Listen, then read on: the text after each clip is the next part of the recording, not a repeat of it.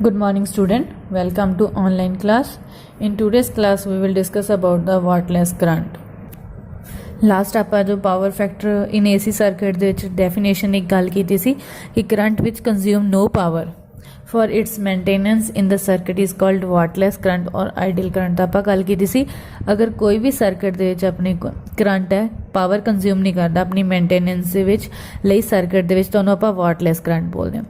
तो अपने कोल power in the LCR circuit ਦੇ ਵਿੱਚ ਵੀ ਗੱਲ ਕੀਤੀ ਸੀ कि अगर अपने कोल एवरेज पावर है कंप्लीट साइकिल ਦੇ ਵਿੱਚ तो अपने कोल प्रोडक्ट होंदी है EV एंड अपने कोल करंट एंड अपने कोल cosine of the phase angle it means P equals to EV IV cos phi।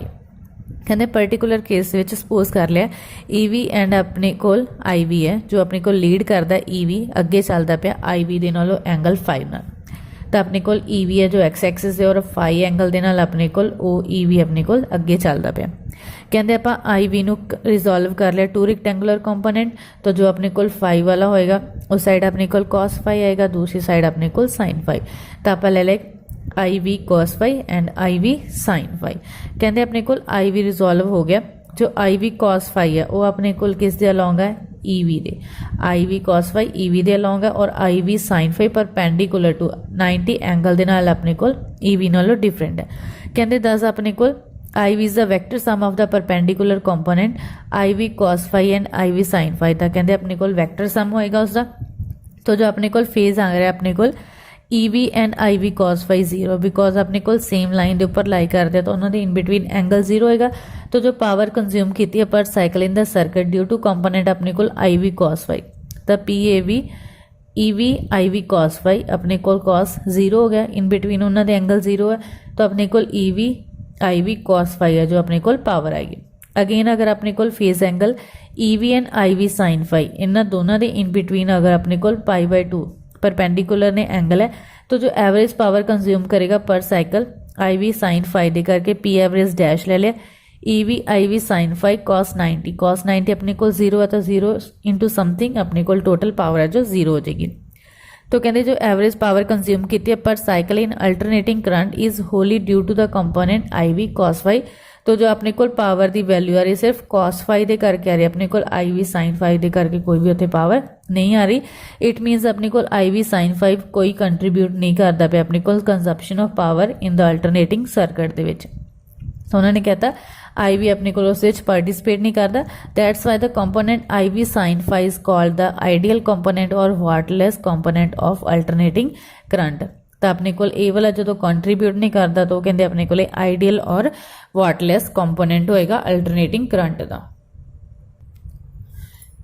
Next one अपने को real resistor inductor and capacitor. तो कहते जो रजिस्टर इंडक्टर और कैपेसिटर है used actually are not the pure ideal one. कहते अपने को कोई भी जो रजिस्टर है इंडक्टर है कैपेसिटर है वो अपने को आइडियल नहीं होएगा। तो कहते एग्जाम्पल ले ली कोई भी मैटल वायर है एज उसमें आप रजिस्टर यूज करते हैं उस अपने को लिटिल इंडक्टेंस होएगी मैगनैटिक फील्ड की फॉर्म जो अपने को वायर के अराउंड डिवेलप होंगी है जो भी उस करंट पास करता है। कहते अगर आप टू वायर्स ले लिया तो उत्थे अपने को नॉन जीरो कैपेसिटेंस भी अपने को होएगी। सिमिलरली कहते इंडक्टर के केस अपने को अगर वायर नूं वांड किया in the form of coil की फॉर्म के लैके चले उस रेजिस्टेंस होएगी। अगर अपने को सेम कैपेसिटेंस हैगी है दो टर्न्स के इन बिटवीन अपने को इंडक्टर कोयल के इनसाइड। दैन कैपेसिटर की गल की है तो अपने को टू प्लेट्स आ उन्होंने इन बिटवीन हाई रेजिस्टेंस होएगी और वायर जो लीड करती पई कैपेसिटर उस अपने को इंडक्टेंस भी होएगी। तो कहते अपने को एक्चुअल प्रैक्टिस डेली लाइफ के अपने को कोई भी रजिस्टर इंडक्टर और कैपेसिटर प्योर फॉर्म के नहीं है। दैन एडवांटेज एंड ड्रॉबैक्स की ने अपने को alternating current the over direct current. तो एडवांटेज की अपने को AC current the over DC current. तो कहते alternating current can be transmitted over long distance using step up transfer. Transformer नूं यूज करके स्टैप अप और स्टैप डाउन ट्रांसफर होंदे ने जो आप नैक्सट वीडियो दे विच स्टडी करांगे। तो कहते आप स्टैप अप ट्रांसफार्मर नूं यूज करके अल्टरनेटिंग करंट नूं लॉन्ग डिस्टेंस तक ट्रैवल करवा सकते हैं। जो लॉस होएगा एनर्जी का उत्थे नेगलीजिबल होएगा जो डायरैक्ट करंट है उन्होंने आप कैनॉट ट्रांसमिट नहीं कर सकते लॉन्ग डिस्टेंस तक। दैन अल्टरनेटिंग वोल्टेज नूं ईजीली आप वेरी कर सकते हैं यूजिंग ट्रांसफार्मर। तो आप गल की स्टैप अप और स्टैप डाउन ट्रांसफार्म होएगा तो ट्रांसफर होएगा उस आप वोल्टेज नूं ईजीली वेरी कर सकते हैं। दैन अल्टरनेटिंग करंट नूं अपने को ईजीली आप डायरैक्ट करंट दे विच भी कन्वर्ट कर सकते हैं। दैन मैगनीट्यूड अपने को अल्टरनेटिंग करंट का रिड्यूस कर सकते हैं using choke coil without involving loss of heat, कहते उत्थे अपने को कोई लॉस नहीं होएगा हीट का और अपने को जो अल्टरनेटिंग करंट है उसकी वैल्यू रिड्यूस हो जाएगी। Then alternating current easy and cheaper to generate than direct current, तो इनू अपने को प्रोड्यूस करना की है ईजी और अपने को लैस कॉस्टली है। Then alternating generator are usually more robust strong होंगे ने एंड उन्होंने एफिशिएंसी भी अपने को हाई होंगी है। दैन ड्रॉबैक्स की ने अपने को अल्टरनेटिंग करंट दे, कहते it is more dangerous to work with alternating current at high voltage, कहते हाई वोल्टेज अपने को जो अल्टरनेटिंग करंट है वो अपने लिए डेंजरस है।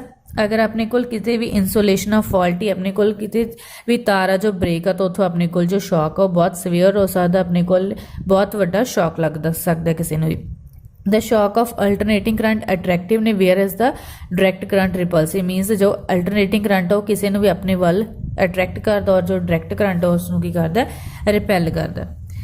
थर्ड की there are certain phenomena like electroplating है, इलैक्ट्रो रिफाइनिंग है, इलैक्ट्रो टाइपिंग है, जिथे आप अल्टरनेटिंग करंट नूं यूज़ नहीं कर सकते उत्थे अपने को डायरैक्ट करंट यूज़ करते हैं, तो उसकी अपने को अल्टरनेटिंग करंट की ड्रॉबैक है।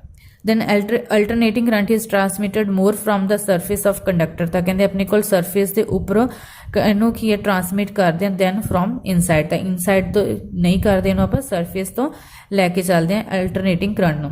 Therefore several fine insulating wires are required for the transmission, तो कहते जो अपने को वायर्स होनी चाहिए ने इंसुलेटेड होने चाहिए ताकि उन्हें अपने को किसी को शॉक ना लगे जो भी अपने को अल्टरनेटिंग करंट की ट्रांसमिशन करते पे हैं।